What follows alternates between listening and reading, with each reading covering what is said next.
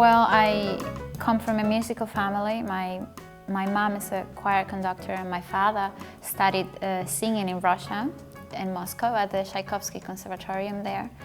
And my auntie she is a guitarist and a singer.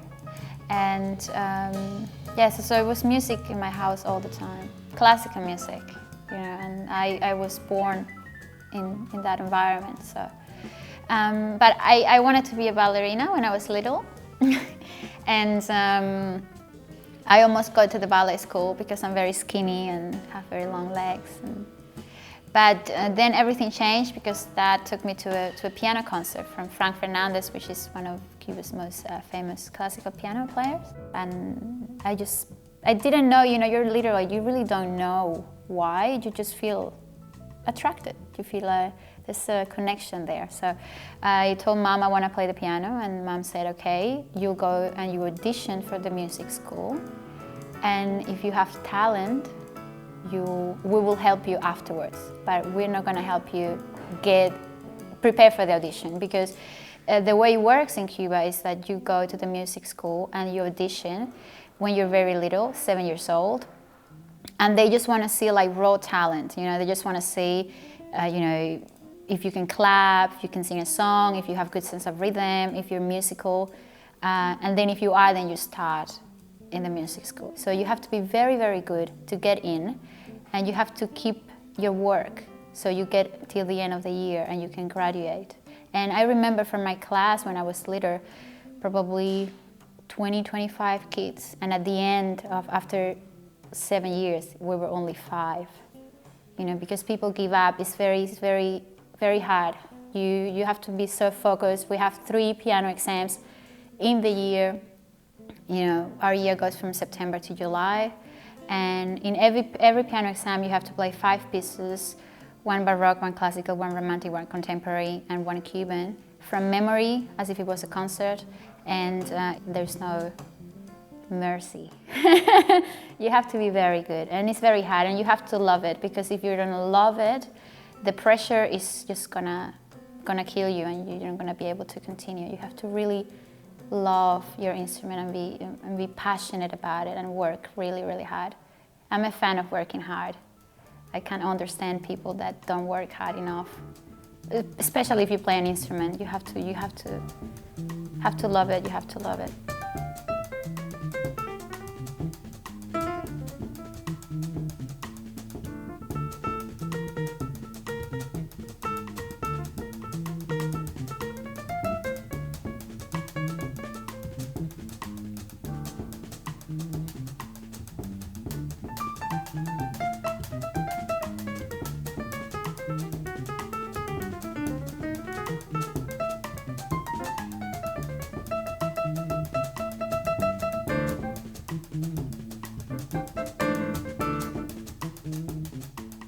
We only have 2 schools in the country, in Havana, and people come from all over the country. So you have a lot of people that want to audition, and probably 3 places or 4 places for piano.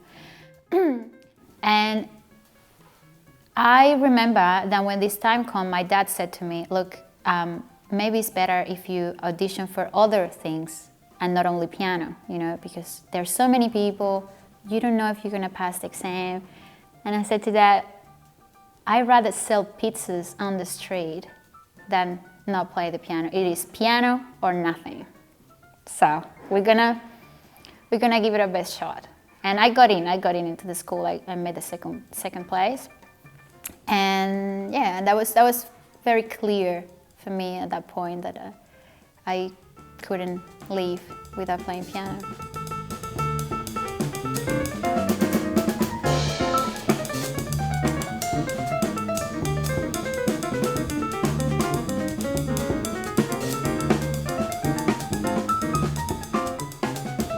Well, as I said, we are classically trained in Cuba. There's no jazz schools. But we're a very musical country, Cuba. You know, we dance and we sing, and it's in our blood. We don't have to try too hard, you know. And so it is the music outside the music school is Latin jazz and salsa and boleros, and you hear that all the time. So it's quite easy to get into that, you know. For me, it was the changing point was for me that I heard Keith Jarrett's concert when I was around that age, teenager and high school, and my auntie gave me that as a present, and I heard it, and I was still in my little world with Mozart, Beethoven, Bach, all that, and my little bubble of classical music, and I'm listening to this album, and I'm thinking, oh, just wait a minute, what is that? Who is that? Why I don't know him, and what is that? You know, and I was in love, and I'm thinking, I don't know, I didn't know what that was at the time, but I did know that that's what I wanted to do in the future. I needed to get there. So that's how I got started with getting to know jazz.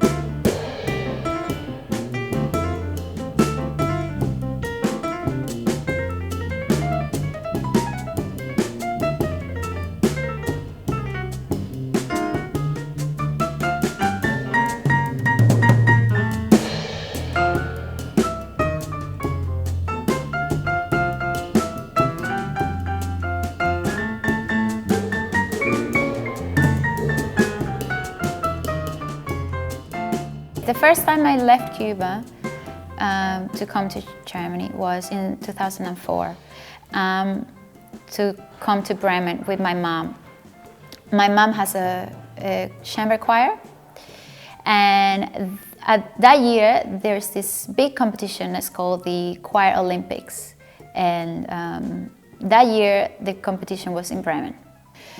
So I came to Germany with mom and the choir, and I was staying at a house of a friend of my mother's, also a choir conductor in Bremen, and he had a piano at his house. So I was always practicing there, and he heard me play a couple of times and was very impressed with my playing and said, you should meet a friend of mine who plays bass, David Jan, which was my bass player for 5 years in Germany. And we went to David's house. Okay, I was all right, yeah. So I went to David's house and I played for him, and he was, wow, okay. And he said, okay, how long are you staying? And I was like, just a week. I said, okay, I'll try to put a concert together so we can do something. And he called a friend of him who plays drums, and we rehearsed like one day or something like that. We just put a concert together in a very small venue in Bremen. The piano was horrible. Oh God, so bad. But I got invited the year after to come to Bremen because of that performance. It was sold out, it was great. I had a great time with the boys, and there was a small producer from a small record label there at the concert, and he invited me to come in 2005 to record my first album, Bendiciones, in 2005. And then when I came back to Cuba in 2004 after that trip with my mom, I had it clear that I needed something more than just be in Havana playing there. You know, I needed to leave. I needed something more. And when the opportunity to come to Germany arose, I thought, well, this is a great opportunity, and I'm just not gonna let it go like that. I was 20, and that is the time. You know, you can't wait till you're 50 to do crazy things.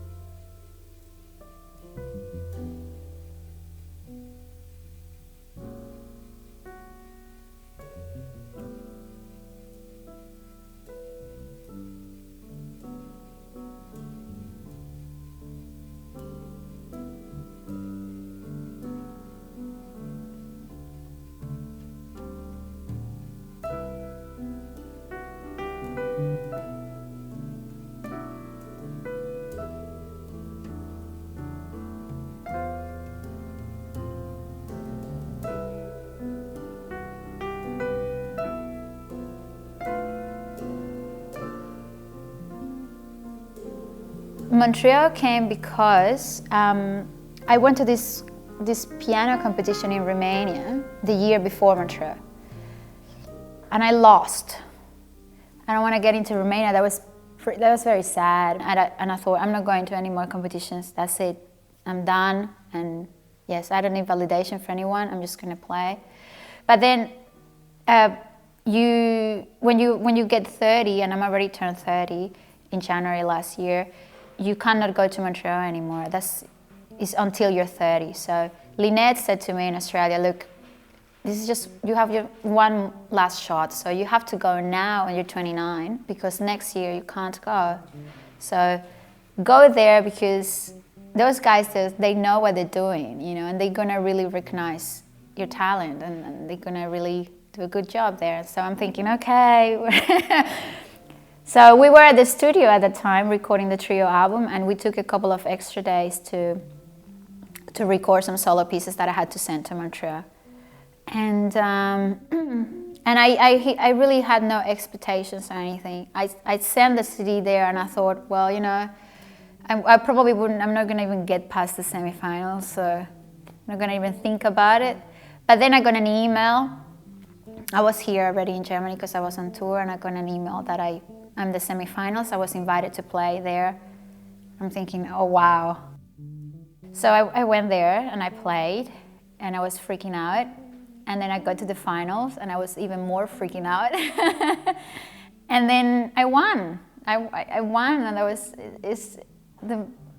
I can't describe the feeling. I really cannot describe how I was feeling when they told me, they announced that I was the winner, and I couldn't believe it. I'm thinking, no, you made a mistake.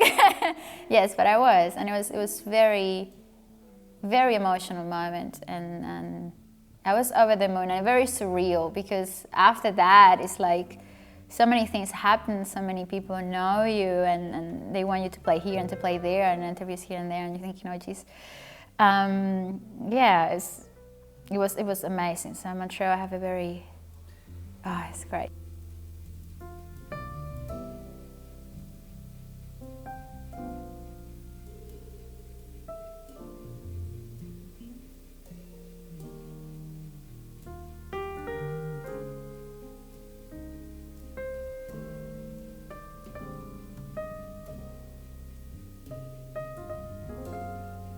With jazz, I think it's more honest. Well, for me, I don't want to offend anyone. For me, I think it's honest because you're playing your music or your interpretation of jazz standards or something like that. But you have the freedom to really be you, and to really play the way you want to play. And for me, I never think what other people are going to think about my playing. I've heard people that don't like the way I play. There are people that do like. There are people that think, yeah, she's okay. But I really don't care, because, yeah, you can. That's not important. What is important is that you're honest to yourself when you play. That you're not trying to impress anyone or trying to be like anyone. You have to be honest to yourself and just play from your heart. And I think that's the most important thing.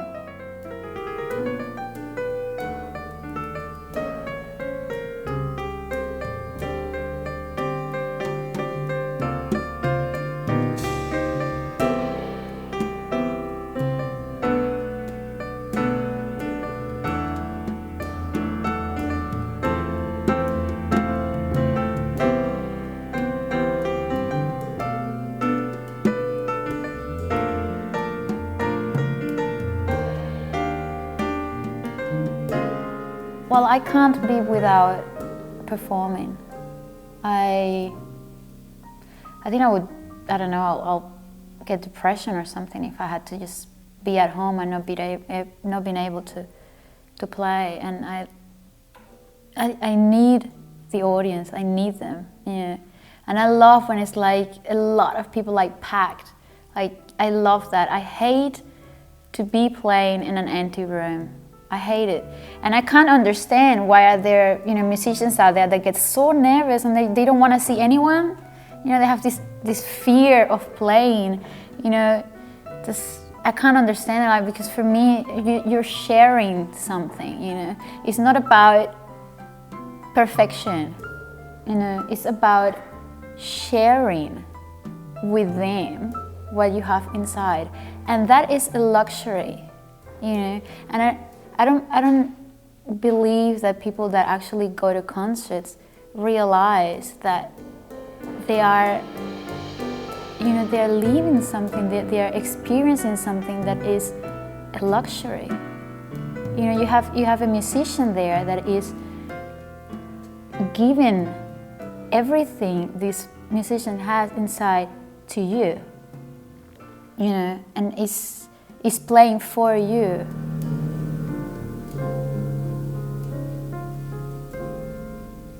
I have experienced emotions and things through playing the piano that I haven't experienced in my real life. You know, just close my eyes and you just let go and you just let your hands play, and you go to places and you see things and there's so much energy, and yes, it's love.